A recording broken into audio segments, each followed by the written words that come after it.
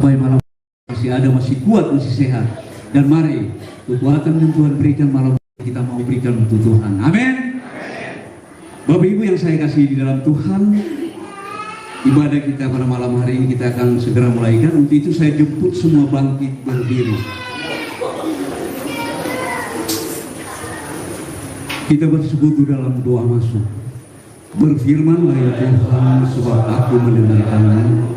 Nyatakanlah kepadaku untuk memuliakan namamu. Penuhilah jiwaku dengan kasih karunia-Mu. Haleluya. Amin. Kita harus terus menyembah Tuhan. Haleluya.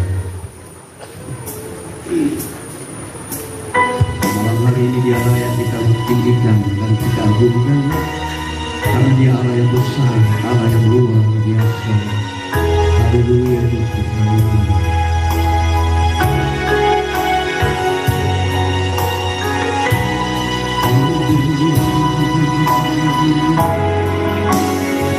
Sebab Kau besar, perbuatanmu ajaib, tiada seperti Engkau, tiada seperti Engkau. Sebab Kau besar, perbuatanmu ajaib, tiada seperti Engkau.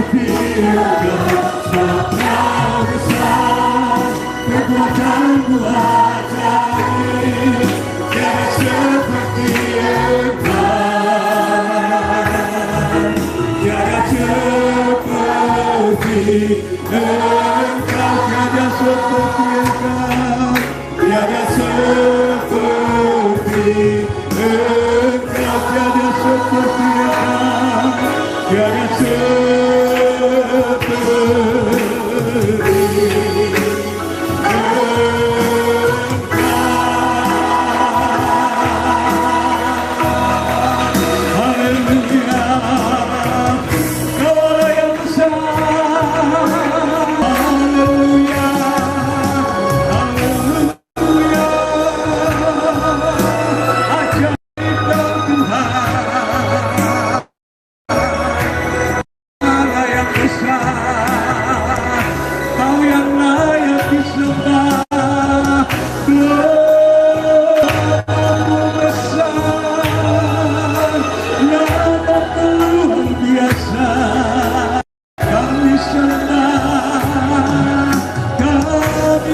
bagaimana sukacita yang Kau berikan kepada kami untuk menemukan pelayanan ini Tuhan.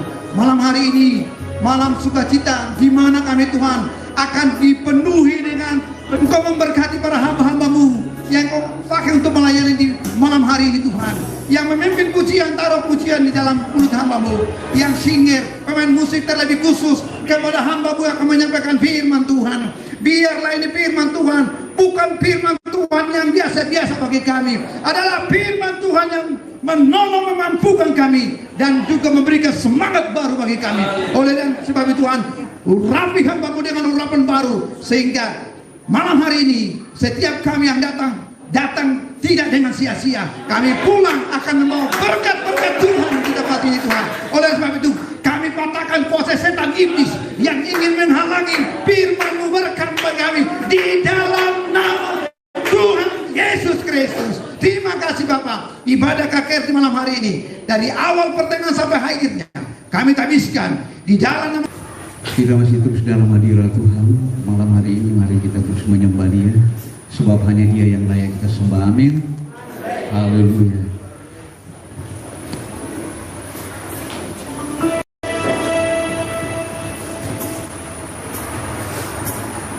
Kami datang di hadapan Dia Allah, dan kami rindu menyenangkan hati dan Bapa. Untuk orang berkudus itu kami semua di tempat ini, satukan hati kami untuk menyembah Engkau Tuhan. Kami rindu memberi yang terbaik malam hari ini bagi Engkau Bapa. Haleluya Yesus. Haleluya Yesus. Haleluya.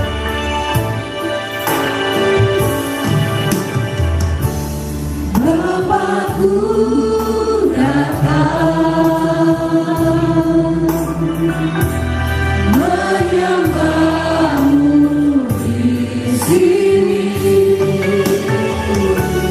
Ku percaya ada bagiku. Bapakku datang menyembah-Mu di sini. Ku percayakan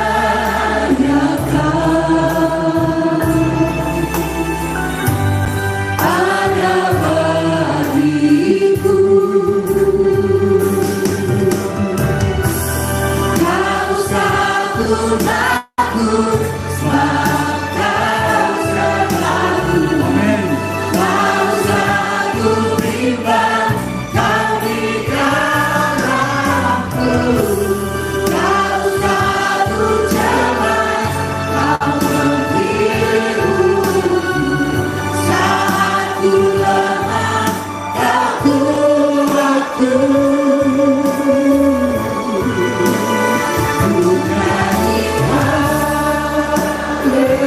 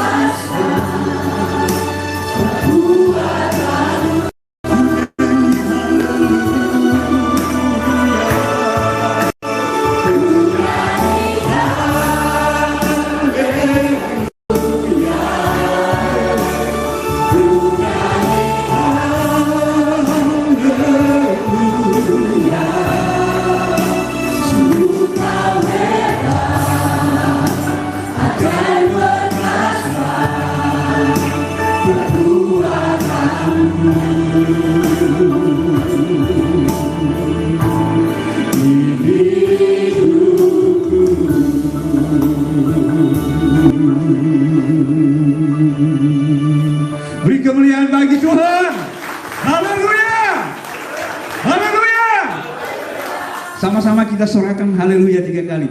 Haleluya! Haleluya! Haleluya! Puji Tuhan. Saya jemput semua bangkit berdiri. Mari kita bebaskan roh kita untuk memuji Tuhan. Haleluya.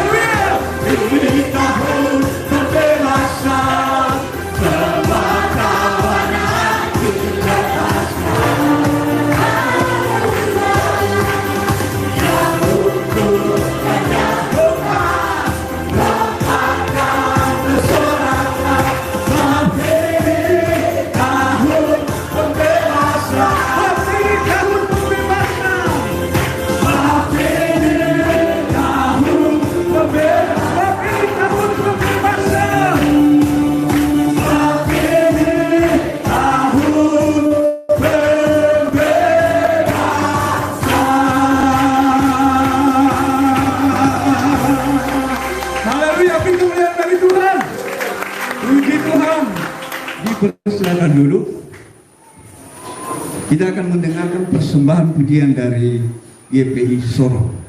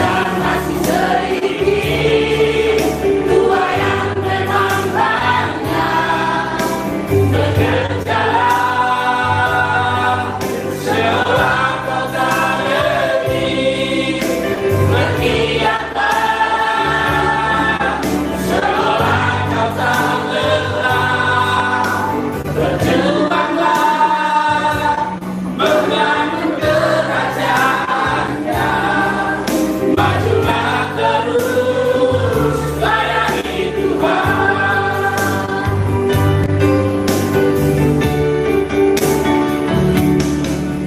Pergilah kamu jadikan semua bangsa muridku, baptislah mereka dalam nama Bapa dan Anak Roh Kudus, agar mereka melakukan segala sesuatu yang kuperintahkan kepadamu. Percayalah, aku menyertai-Mu. Itulah firman mengapa kita selalu melayani Tuhan untuk mengemban amanat agung tugas mulia. Pekerjaan masih sedikit, jua yang memang banyak. Bekerjalah seolah kau tak letih, bergiatlah seolah kau tak lelah, berjuanglah membangun kerajaannya. Majulah terus layani Tuhan. Itulah firman amanat agung tugas mulia. Pekerjaan masih sedikit, jua yang memang banyak. Bekerjalah seolah kau tak letih, bergiatlah seolah kau tak lelah, berjuanglah membangun kerajaannya. Majulah terus layani Tuhan. Majulah terus layani Tuhan. Majulah terus layani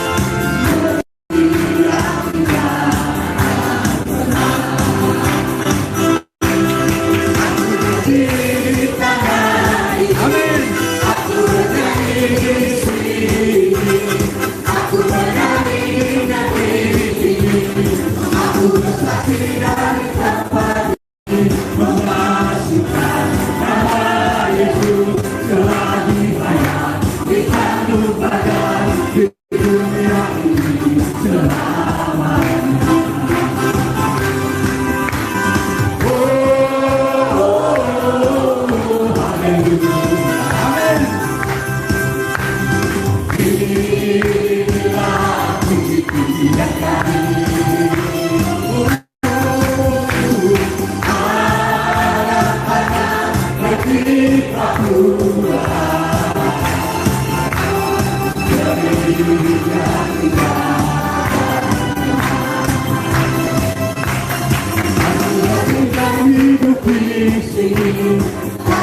penuh berkat Tuhan. Mutiara hitam di ufuk timur, Papua cahaya bagi Kristus. Haleluya. Inilah bukit impian kami, Papua.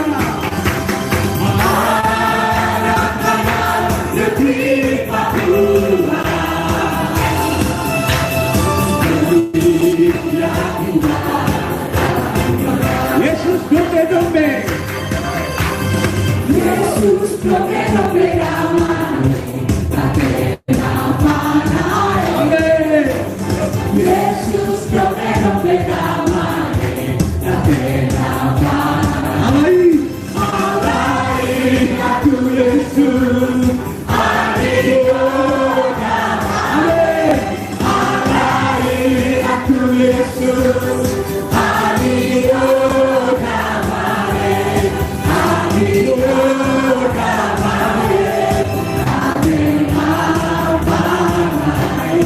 adio damai, kami lagi katakan Yesus dombe-dombe, Yesus dombe-dombe damai, Yesus dombe-dombe damai, alai aku Yesus, adio damai, alai aku Yesus, adio damai, adio damai,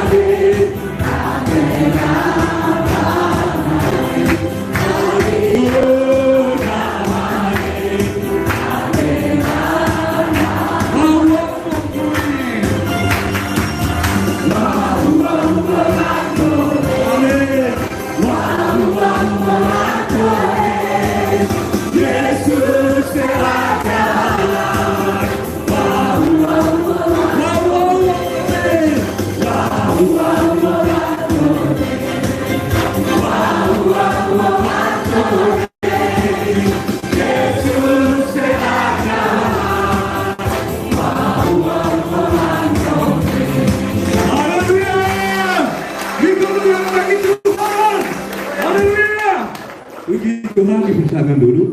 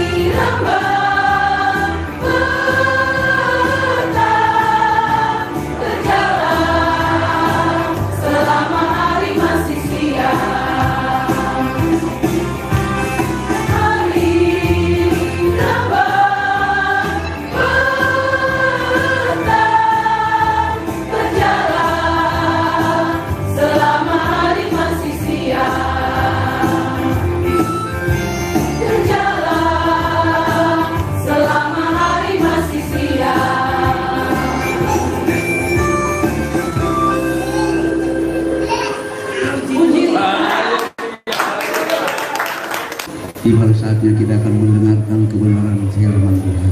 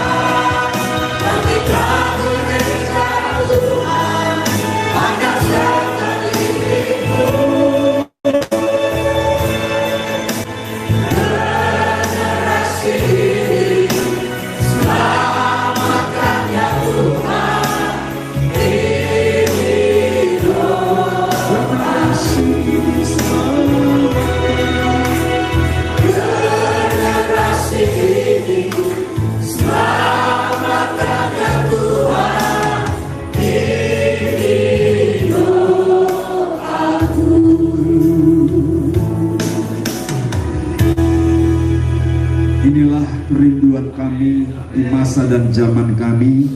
Kami rindu generasi kami, generasi anak-anak kami boleh diselamatkan untuk kemuliaan nama-Mu. Engkau menempatkan kami di masa dan zaman ini. Ada satu rencana Tuhan yang besar, karena sungguh tuaian yang sudah menguning siap untuk dituai.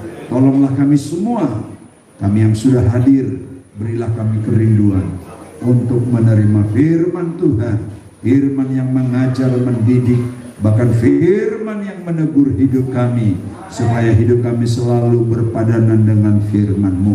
Kuasai ruangan ini, kuasai hati kami semua, bahkan sejauh suara firman Tuhan terdengar, mereka semua juga diberkati. Urapi hamba-Mu dan urapilah kami semua.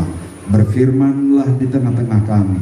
Kami telah siap mendengar. Di dalam nama Tuhan Yesus, semua kita yang siap diberkati firman Tuhan berkata, amin. Silakan duduk. Salam. Yang di luar masih bisa konsentrasi. Yang di luar bisa lambaikan tangan. Bisa terdengar, puji Tuhan. Hari ini saya ingin membagikan firman Tuhan yang terambil dalam Injil Lukas pasal yang ke-17. Injil Lukas pasal 17 ayat yang ke-11 sampai ayat yang ke-19. Kita akan membaca bersama-sama mulai ayat 11 sampai ayat 19. Setelah hitungan yang ketiga kita akan semua bersama-sama, karena hari ini firman Tuhan disiarkan juga secara langsung. Mari kita ikuti dengan seksama. 1, 2, 3. Dalam perjalanannya ke Yerusalem, Yesus menyusur perbatasan Samaria dan Galilea. Ketika ia memasuki suatu desa, datanglah 10 orang kusta menemui dia. Mereka tinggal berdiri agak jauh dan berteriak, "Yesus, Guru, kasihanilah kami." Lalu ia memandang mereka dan berkata, "Pergilah, perlihatkanlah dirimu kepada imam-imam." Dan sementara mereka di tengah jalan, mereka menjadi tahir. Seorang dari mereka ketika melihat bahwa ia telah sembuh, kembali sambil memuliakan Allah dengan suara nyaring, lalu tersungkur di depan kaki Yesus dan mengucap syukur kepadanya. Orang itu adalah seorang Samaria. Lalu Yesus berkata, "Bukankah ke-10 orang tadi semuanya telah menjadi tahir? Di manakah yang 9 orang itu? Tidak adakah di antara mereka yang kembali untuk memuliakan Allah selain daripada orang asing ini?" Lalu ia berkata kepada orang itu, "Berdirilah dan pergilah, imanmu telah menyelamatkan engkau."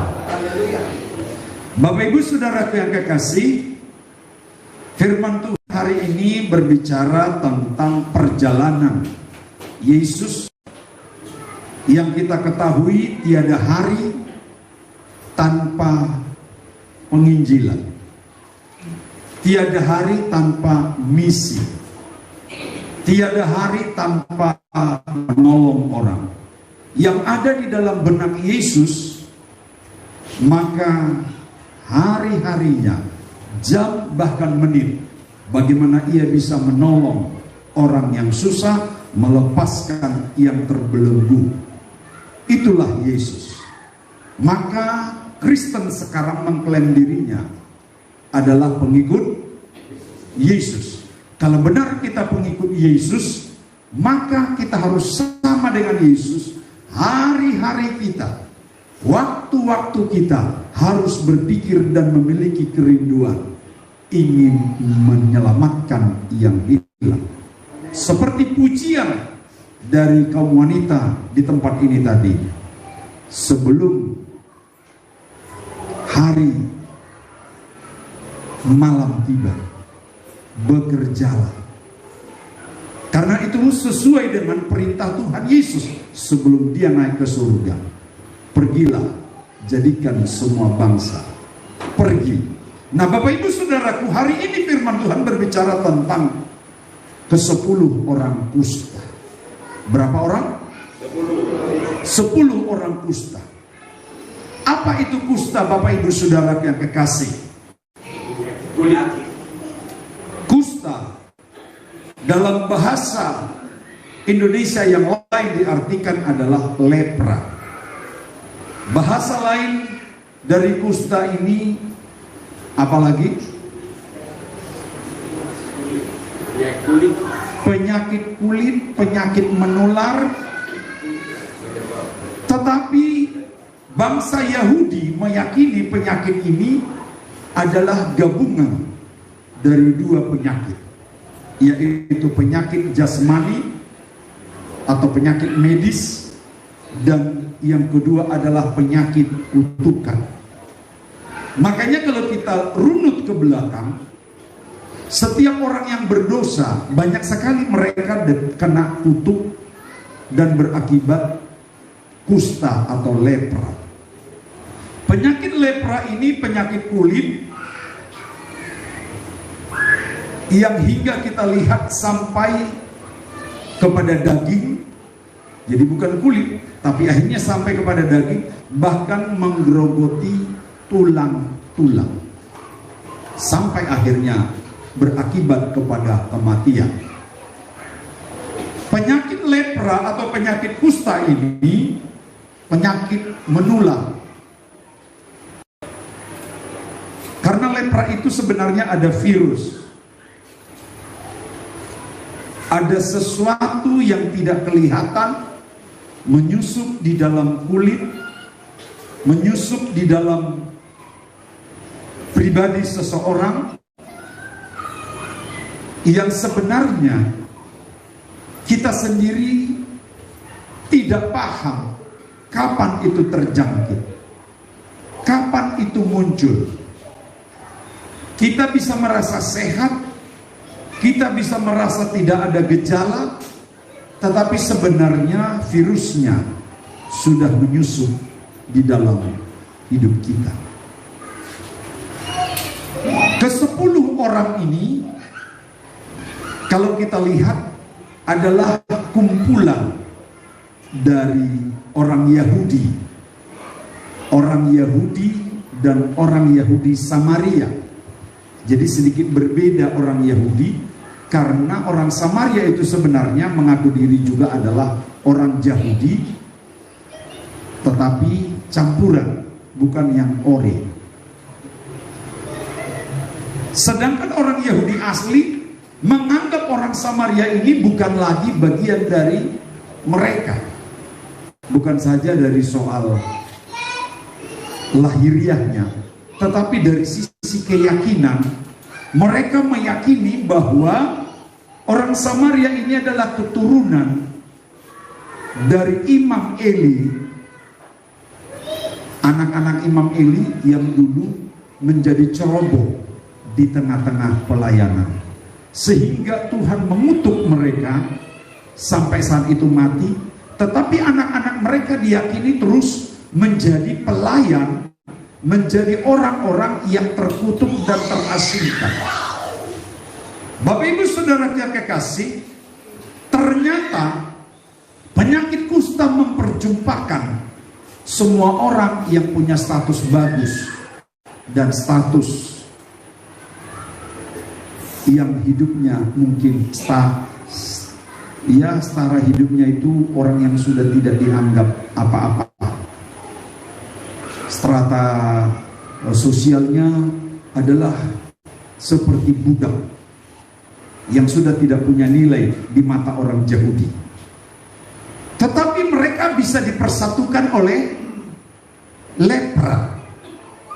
Mereka membangun sebuah komunitas yang sama, membangun sebuah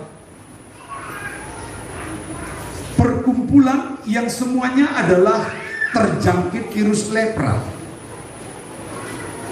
Nah, orang-orang ini menjadi orang-orang yang diasingkan. Orang-orang lepra ini menjadi orang-orang yang seperti dibuang, bukan di kota tetapi di pinggiran perkampungan. Makanya dikatakan di dalam pembacaan pertama, dalam perjalanan Yesus ke Yerusalem atau ke pusat kota, Yesus menyusur perbatasan antara Samaria dan Galilea. Jadi orang Samaria ini sudah menjadi komunitas yang besar karena terus berkembang seiring dengan waktu. Tetapi di dalam perjalanan menuju Yerusalem itu, Yesus harus melewati sebuah desa. yang sudah diperuntukkan untuk orang-orang lepra. Jadi orang-orang lepra ini menjadi beban bagi bangsa, karena mereka tidak diizinkan lagi hidup berkomunitas, bergabung dengan orang yang sehat. Jadi mereka di pengasingan. Mereka menjadi beban bagi negara, menjadi beban bagi masyarakat. Kalau mereka coba mendatangi di tengah-tengah kerumunan umum, orang umum yang menghindar, yang lari. Jadi seandainya orang lepra datang ke sini, kalau kita seperti orang Israel atau orang Yahudi, kita semua minggat lari. Makanya bangsa Israel mengkhususkan tempat mereka. Kalau sekarang kan di negara kita tidak lagi seperti itu. Kita sudah bisa hidup, tinggal polanya yang dirubah. Penyakit lepra ini awalnya susah dideteksi karena belum terlihat. Setelah sekian bulan, sekian lama, baru akan muncul tanda-tanda lepra. Saya tidak tahu. Jangan sampai di antara kita ada yang lepra. Lepra dulu dengan lepra sekarang sudah berbeda. Kalau lepra dulu betul-betul ditakuti, sekarang lepra nggak ditakuti lagi. Tetapi perhatikan, lepra itu adalah penyakit yang sangat berbahaya. Lepra ini menjadi penyakit yang ditakuti karena saya katakan tadi adalah gabungan dari dua kekuatan. Kekuatan medis dan kekuatan non medis.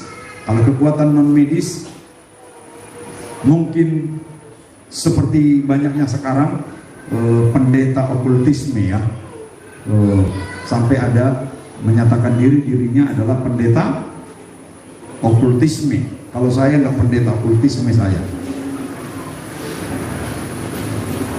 Lepra ini tidak boleh digabung dengan masyarakat karena takut masyarakat umum menjadi terjangkit. Masyarakat umum bisa tertular, sehingga ketika Yesus lewat, dia berdiri agak jauh. Ayat 12, ketika Yesus memasuki suatu desa, datanglah 10 orang kusta menemui dia. Mereka tinggal berdiri agak jauh. Ini menunjukkan orang yang lepra dulu masih tahu diri. Sekarang orang lepra nggak tahu diri lagi. Dia bisa bergabung di tengah-tengah kita, tapi bukan lepra jasmani yang saya maksud, tapi lepra rohani. Ini jauh lebih berbahaya. Nah, orang lepra ini butuh dikasihani. Kenapa? Karena semua orang mengasingkan diri, semua orang menjauhi mereka, semua orang seperti sudah memvonis mereka adalah orang yang terkutuk.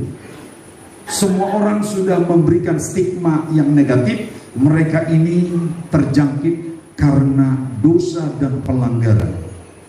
Semua orang sudah menghakimi dia.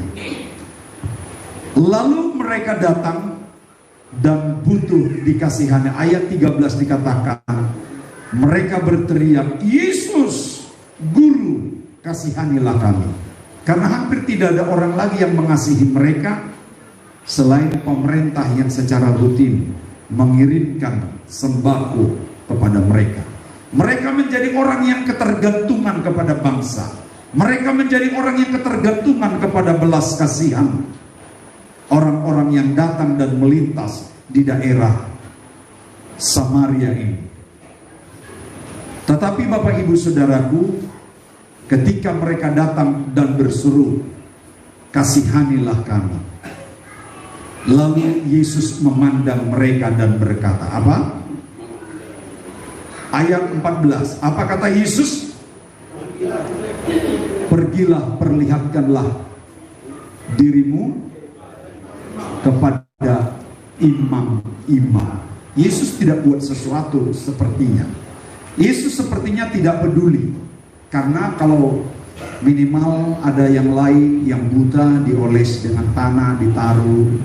Tetapi kali ini Yesus hanya berkata kepada mereka, pergilah perlihatkanlah dirimu kepada imam-imam. Saya melihat ada dua fungsi imam di sini. Tahu Bapak Ibu imam itu siapa? Imam-imam itu adalah pelayan-pelayan di rumah Tuhan. Imam-imam itu adalah pekerja di bait suci. Imam-imam itu adalah para pengkhotbah-pengkhotbah. Imam-imam itu adalah saudara dan saya yang menyatakan diri terlibat pelayanan di bait suci. Kenapa Tuhan berkata perlihatkanlah dirimu kepada imam-imam? Apa yang menjadi alasan sehingga Tuhan berkata perlihatkanlah dirimu kepada imam-imam? Karena fungsi imam di sini ada dua bagian. Fungsi jasmani dan fungsi rohani. Ya, fungsi rohani dia melayani terus, berkhotbah, berdoa, membakar korban bakaran dan sebagainya. Mungkin mendoakan, membimbing apabila orang yang butuh dikonseling. Tetapi fungsi imam yang kedua di sini adalah fungsi jasmani. Perlihatkanlah dirimu kepada imam.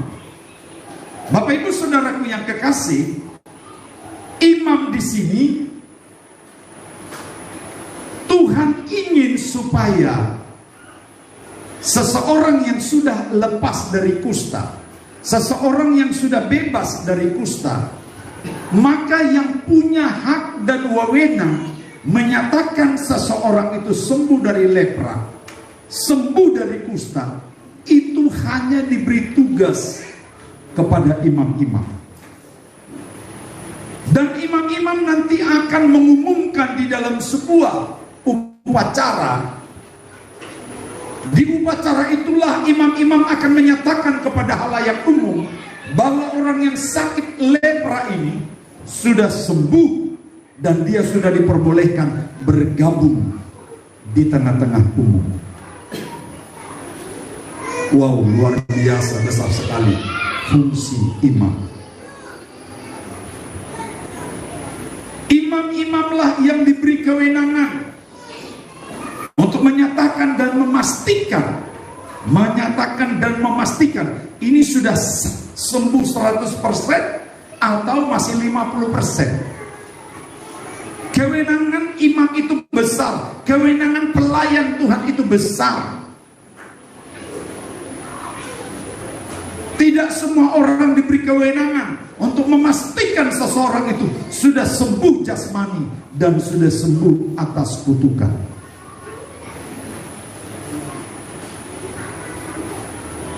Pergi dan perlihatkanlah dirimu kepada imam-imam. Bapak Ibu Saudara yang kekasih, ketika seorang imam dalam sebuah upacara lalu memanggil orang yang sakit kusta bahwa dia sudah sembuh, maka tidak ada yang bisa menghalangi dia, atau tidak ada seorang pun yang bisa menolak kehadiran orang yang sakit kusta untuk bergabung di tengah-tengah komunitas, keluarga, bahkan masyarakat umum. Apabila ada yang menolak, itu akan kena sanksi. Betapa hebatnya peranan kita di tengah-tengah masyarakat. Tapi kadang-kala kita tidak menggunakan fungsi itu.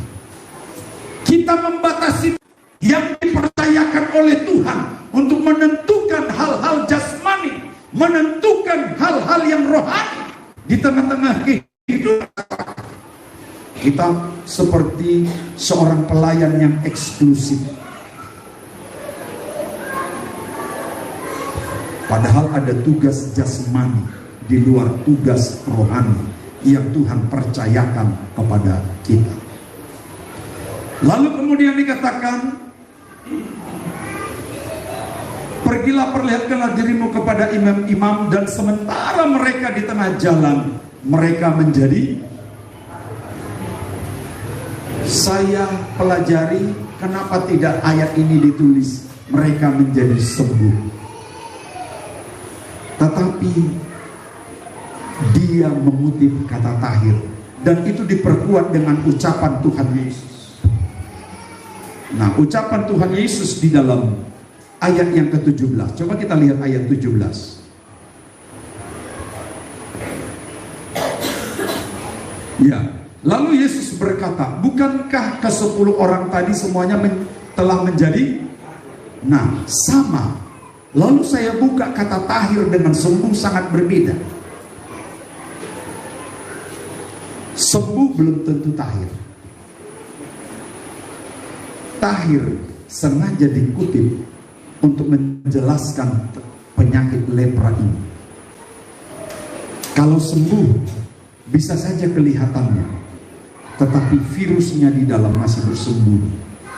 Bisa saja kita lihat jemaat masih baik-baik, bisa saja kita lihat hamba Tuhan masih baik-baik, tapi dia sedang bersembunyi di balik lepra yang berbahaya.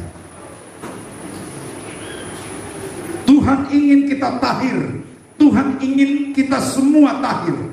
Kata tahir di sini saya lihat lagi adalah pulih total dan kembali seperti semula, seperti kulit bayi. Dia halus,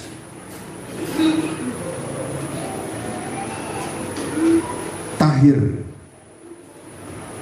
lebih dari sekedar sembuh. Pada ayat yang ke-16, lalu tersungkur di depan kaki Yesus. Ya, saya baca 15. Seorang dari mereka ketika melihat bahwa ia telah sembuh, jadi dia masih menyatakan dirinya sembuh, padahal dia tahir. Lalu kembali memuliakan Allah dengan suara nyaring. Tadi malam kita dengar, segala tindakan Tuhan Yesus, segala perbuatan Tuhan ada maksud. Begitu ya banyak Pak Pendeta. Jadi semua apa yang kita alami, kalau itu dari Tuhan, itu punya maksud. Kalau Tuhan memberkati kita ada maksudnya. Kalau Tuhan menyembuhkan kita ada maksudnya. Kalau Tuhan menolong kita ada maksud. Kalau Tuhan membebaskan kita itu ada maksud. Nah, ada maksud Tuhan menyembuhkan ke-10 orang kusta. Ayat yang ke-15, seorang dari mereka ketika melihat bahwa ia telah sembuh, kembali sambil memuliakan Allah dengan suara nyaring. Tujuan Tuhan menolong dan menyembuhkan mereka untuk apa? Memuliakan Allah. Itu diperkuat dengan ayat 18. Ayat 18.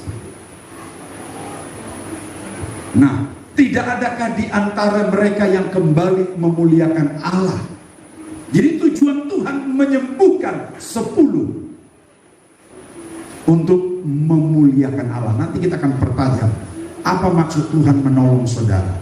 Apa maksud Tuhan menyembuhkan kita? Apa maksud Tuhan memberkati kita? Bukan Tuhan tidak punya maksud, semua punya maksud. Tapi mari kita lihat Bapak Ibu Saudaraku, lalu tersungkur di depan kaki Yesus dan mengucap syukur kepada Yesus, kepada Tuhan. Orang itu adalah seorang orang Samaria itu tadi dianggap kelas 2. Jadi kalau Bapak Ibu tahu ke Israel, orang Yahudi itu menganggap paling suci di dunia. Paling suci di dunia. Karena mereka itu begitu taat dan patuh, begitu konsisten melakukan kitab-kitab. Kalau mereka pun ibadah, wah kusut sekali. Saya kebetulan sudah 6 kali ke sana. Nanti bulan November berangkat lagi bawa rombongan. Kalau orang Yahudi itu sudah berdoa, wow, apapun yang lewat doa mereka kan begini.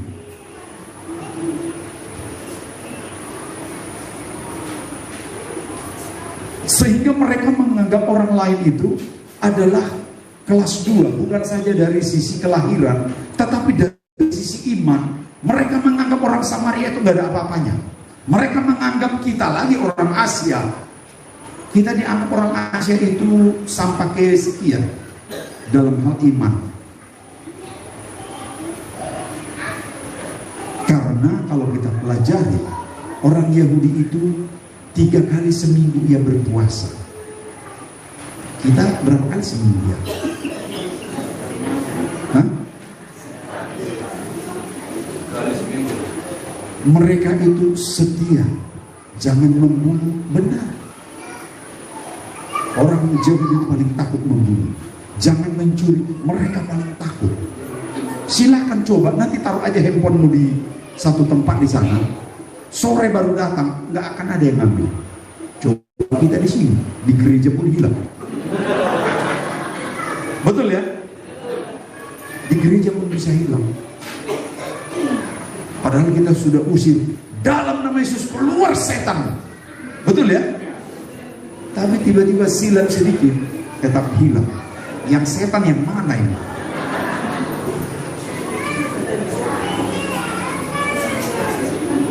Mereka sampai diurai, terbiasa mereka dengan konsisten membayar 1/10. Betul ya? Banyak ayat kita lihat. Semua telah aku lakukan dari sejak mudaku. Jangan membunuh, jangan mencuri, menghormati orang tua. Kita yang udah masuk gereja menghormati orang tua. Orang tua jasmani, apalagi orang tua rohani. Sering kita tidak menghormati. Mereka sangat hormat, mereka sangat taat. Bahkan dia bilang, aku telah membayar 1/10. Kita kan boro-boro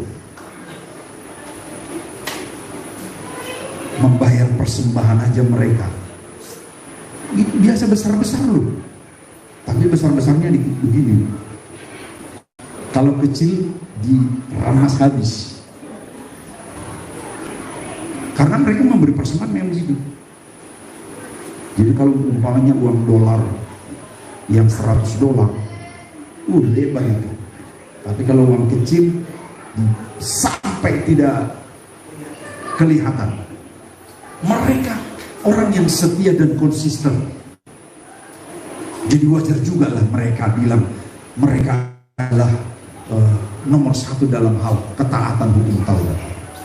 Kita ini hanya kasih karunia, tapi kita sering berlindung di balik kasih karunia. Dalam hal ketaatan kita harus hormat mereka.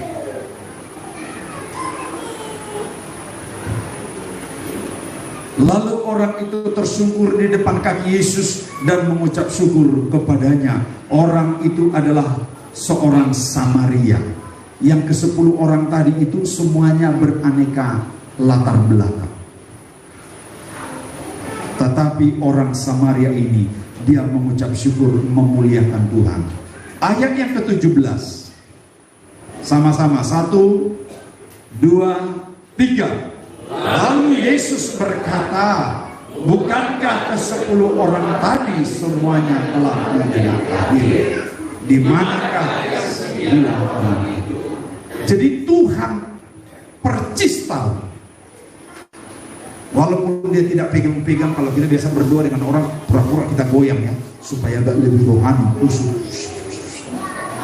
Yesus hanya sepatah kata, pergi perlihatkan dirimu kepada imam-imam. Tuhan ingin umatnya selalu dekat dengan imam. Selalu ada hubungan dengan imam. Baik perkara jasmani maupun perkara rohani.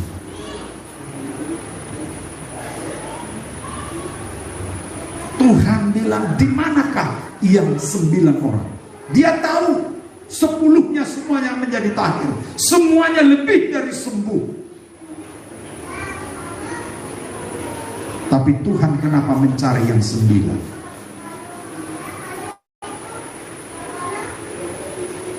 Kenapa Tuhan mencari yang 9 lagi?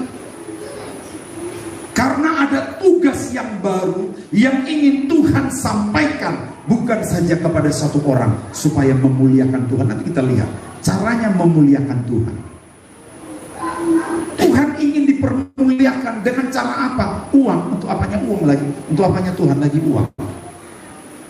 Walaupun sekarang ini mimbar ini lebih banyak terdengar uang. Padahal Yesus mati di kayu salib bukan untuk uang. Kira-kira Yesus mati di kayu salib untuk apa? Untuk jiwa-jiwa.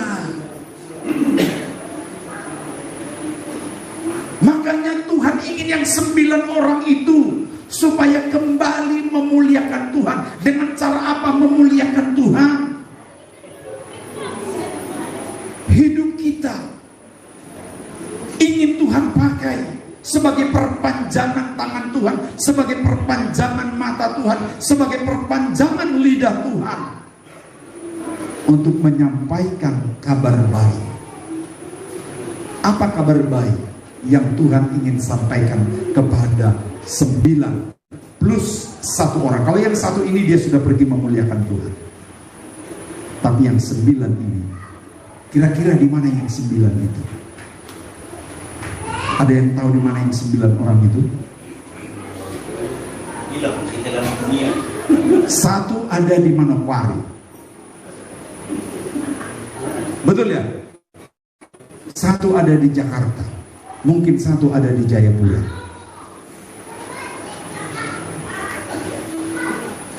Mungkin satu ada di mana-mana. 9 itu terpencar, tidak memuliakan Tuhan. Untung tidak ada di tempat ini hari ini.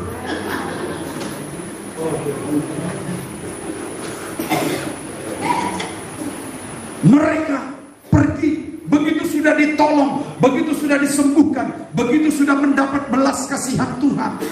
Mereka sudah lama pergi kemana-mana mencari kesembuhan. Mereka sudah kemana-mana mencari pertolongan. Tidak ada yang menolong, tidak ada yang berbelas kasihan. Hanya Yesus yang berbelas kasihan. Hanya Yesus yang mampu menyembuhkan. Tapi setelah sembuh, lupa semua. Makanya kesembuhan fisik, kesembuhan jasmani tidak menjadi jaminan, tidak menjadi ukuran seseorang itu setia mengikuti. Jadi lebih bagus sebenarnya kita sakit-sakit, yang penting masuk surga, daripada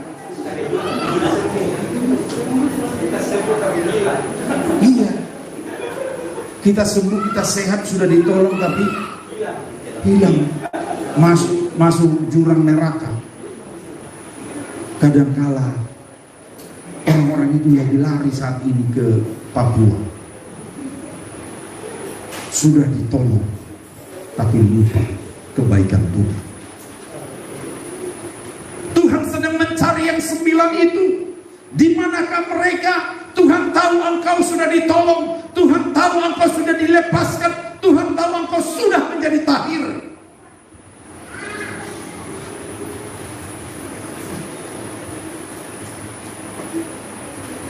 Kesembuhan fisik tidak menjadi jaminan bagi yang ke-9 ini untuk kembali kepada jalan Tuhan. Tidak ada jaminan.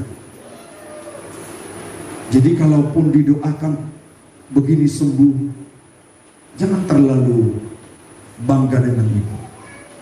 Yang paling berbahagia Tuhan bilang, kalau satu jiwa itu bertobat meninggalkan hidupnya, maka ada pesta di surga.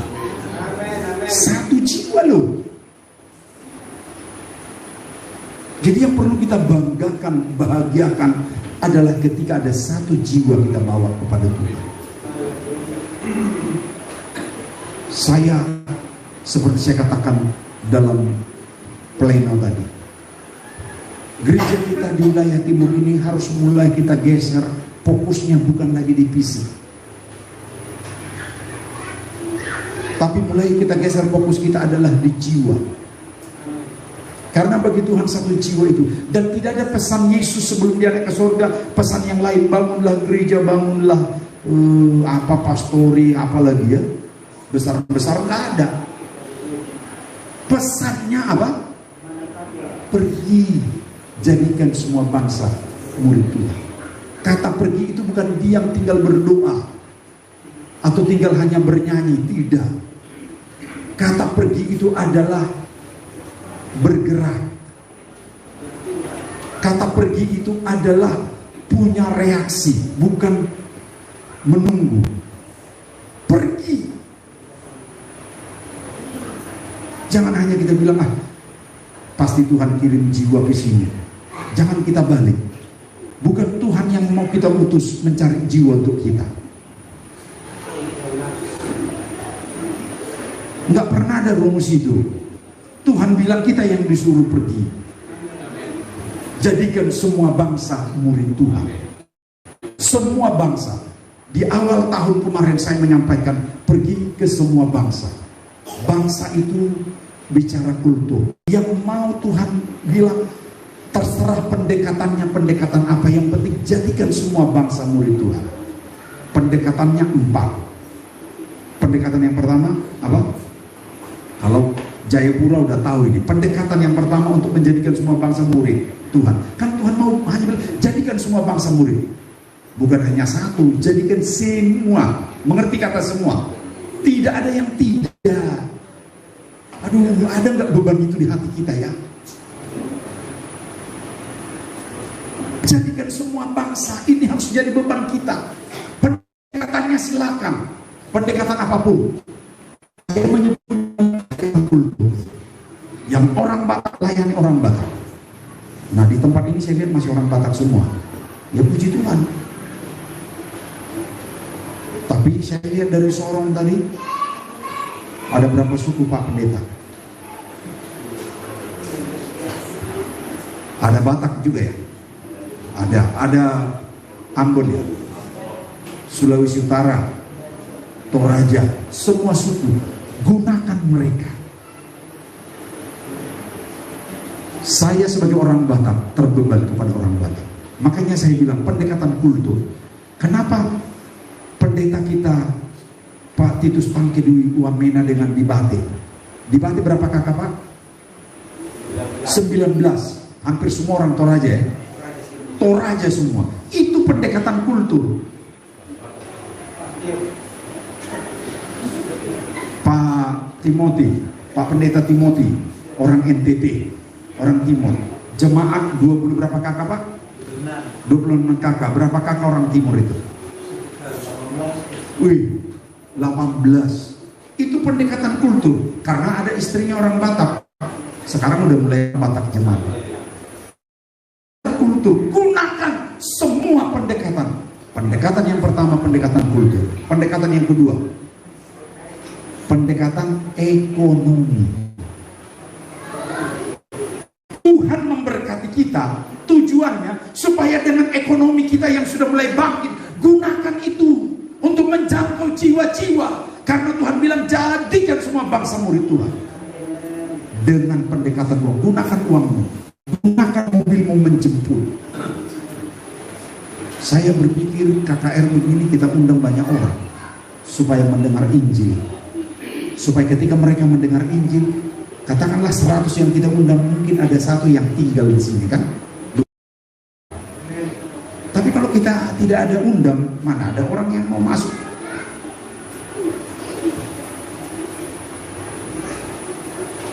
Tangkap, amin. Pendekatan, gunakan ekonomimu, keuanganmu.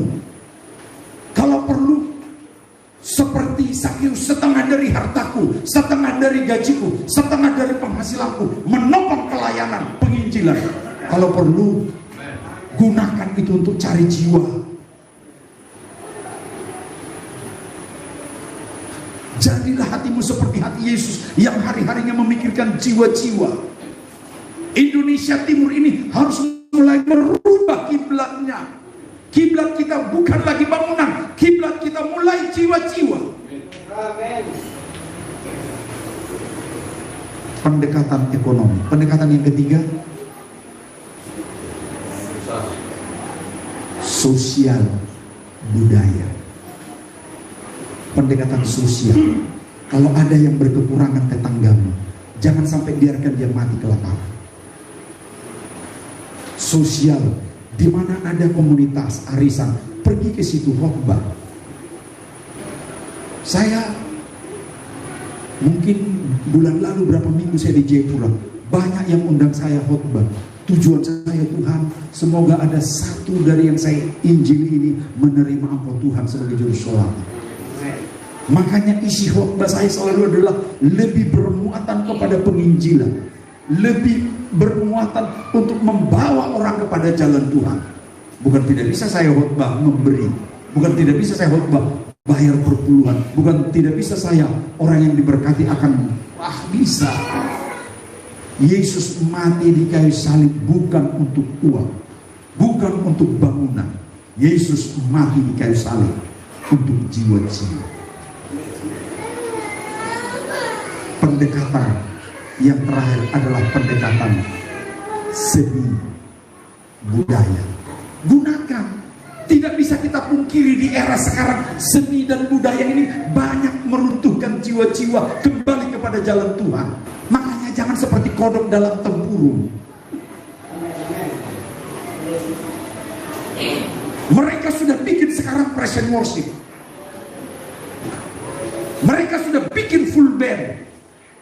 Dengan itu generasi muda supaya tetap. Nah, lalu gereja mulai menutup diri dengan yang begini. Gereja yang menutup diri dengan praise and worship, pemudanya tidak akan maju.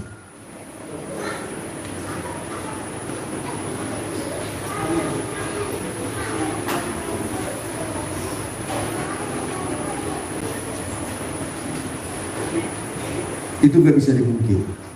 Tuhan bilang jadikan semua bangsa muridku. Mau pendekatannya apapun, mau pendekatan seni budaya, mau pendekatan tamborin. Saya kira ini luas. Saya kira ada tamborin kemarin. Luas sekali saya pikir. Ya kenapa ini nggak dimajukan kalau memang nggak ada tamborin, supaya yang di luar yang ngobrol-ngobrol sana bisa duduk di sini.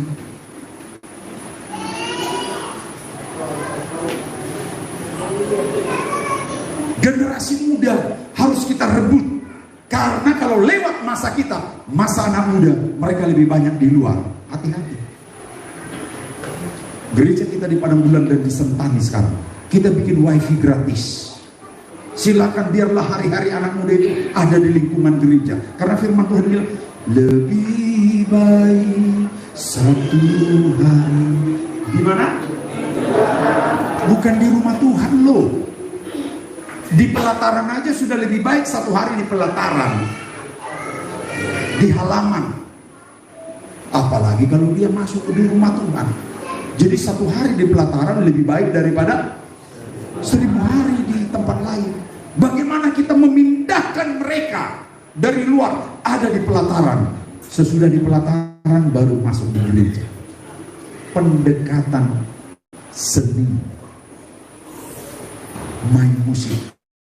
Kan di halaman gereja, kantor gereja kita di Jayapura, di halaman kantor itu kita udah cor supaya ibu-ibu bisa sedang 1, 2, 3, tidak apa-apa. Ternyata ada orang sedia sekali gereja, 1 jiwa mahal. Tuhan bilang apa terjadi? Sorak-sorak. Mari miliki hati untuk memuliakan Tuhan. Tuhan nggak mau pusing lagi dengan uang. Untuk apa aja Tuhanlah uang. Yang paling bahagia kami hamba Tuhan, yang paling membuat saya bahagia sebagai gembala, termasuk sebagai ketua wilayah, ketika jemaat mau bertambah jiwa-jiwa.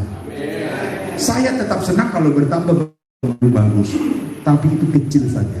Saya jauh lebih bahagia, lebih senang ketika bertambah-tambah jiwa-jiwa.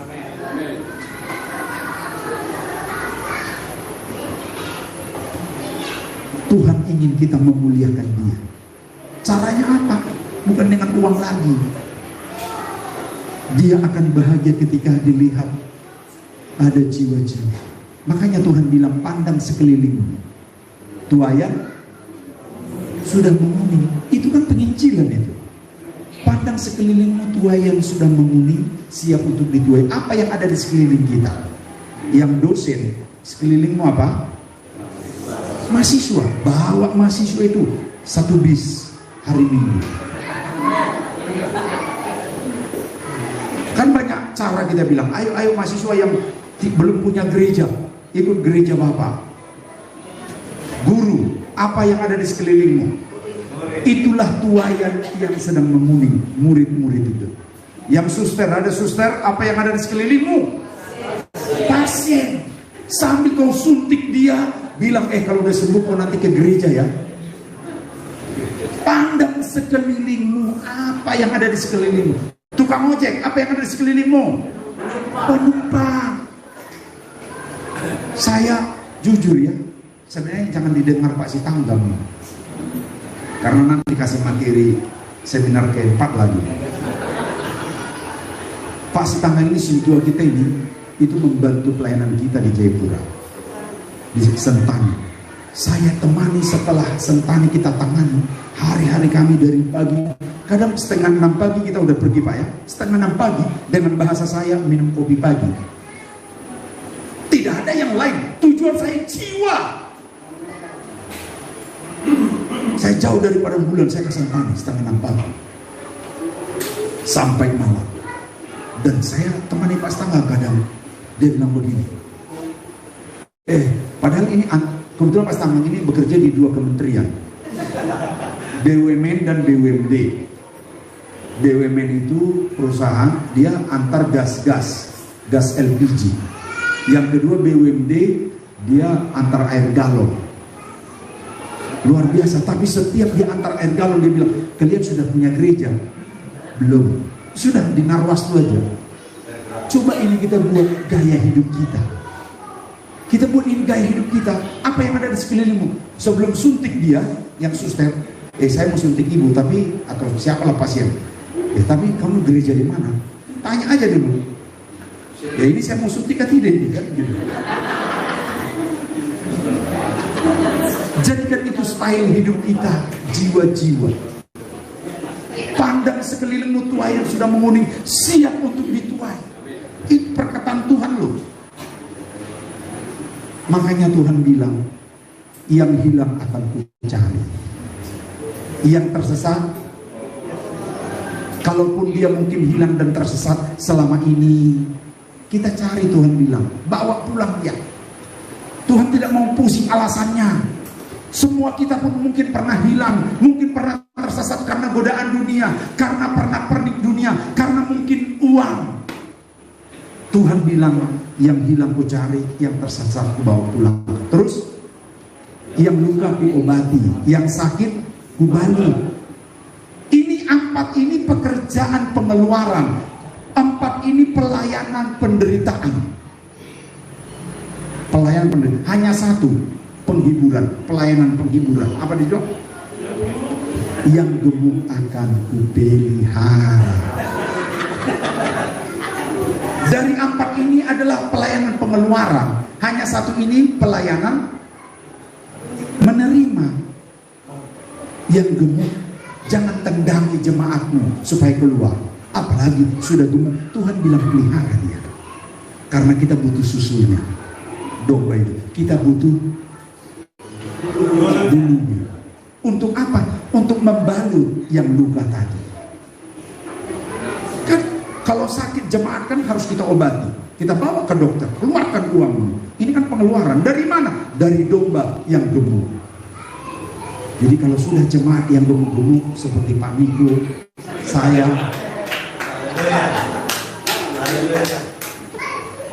mari pelihara, rangkul dia. Nggak usah lihat salahnya, karena kalau dilihat salahnya, salah kita juga banyak sebagai hamba Tuhan. Betul ya? Jadi jangan pusing dengan kesalahannya, biarkan izinkan Tuhan yang terus Dengan demikian, Tuhan dimuliakan lewat hidup kita. Tuhan dimuliakan. Tuhan tidak mau pusing, mungkin kita selama ini sakit kusta, kena virus yang tidak baik, tapi asal kita mau kembali memuliakan Tuhan. Tuhan welcome. Saya rindu gereja kita Indonesia ini. Pulanglah sebagai hamba Tuhan yang terus memiliki kerinduan untuk memuliakan Tuhan. Tuhan memberkati kita semua. Amin. Kita akan menaikkan pujian.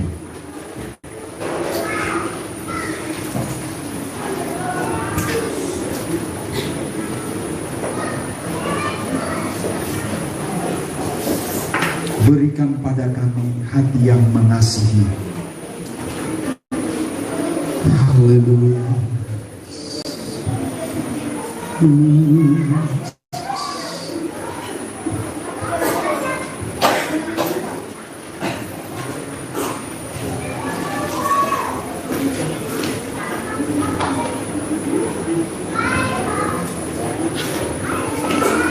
Berikan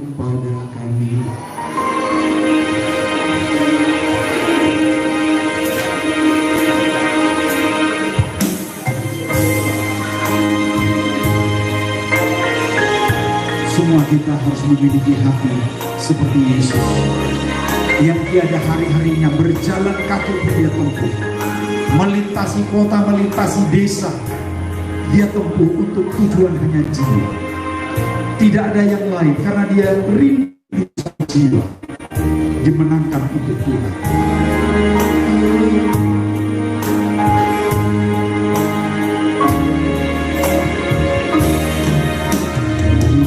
Berikan pada kami hati yang mengasihi, jiwa-jiwa yang penuh mengenal kasih Bapa. Mereka yang dalam, mereka yang tersesat, hati kami ingin seperti hati-Mu Yesus.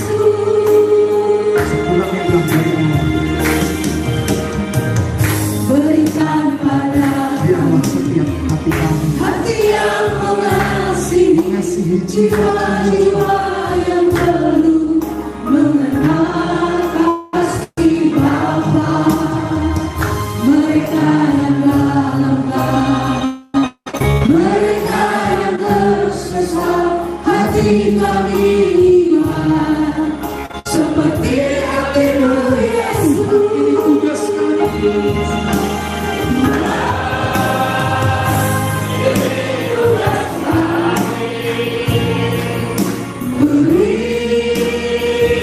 Kebenaran bagi kami, Taruhlah roh yang rela, taruhlah roh yang rela melayani, yang menyenangkan hati Tuhan, itu yang kuingini.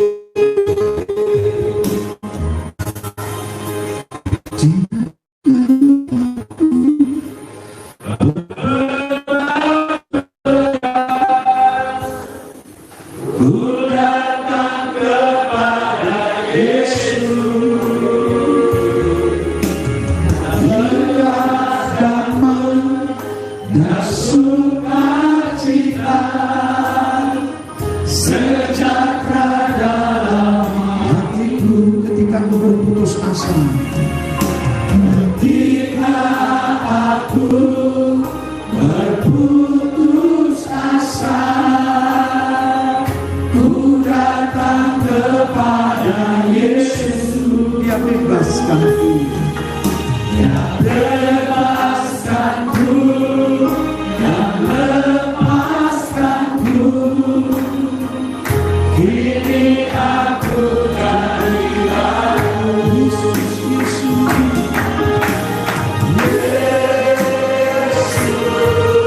Yesus, Tuhan,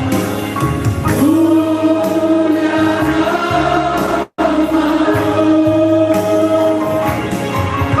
Ku tinggikan, ku agungkan namamu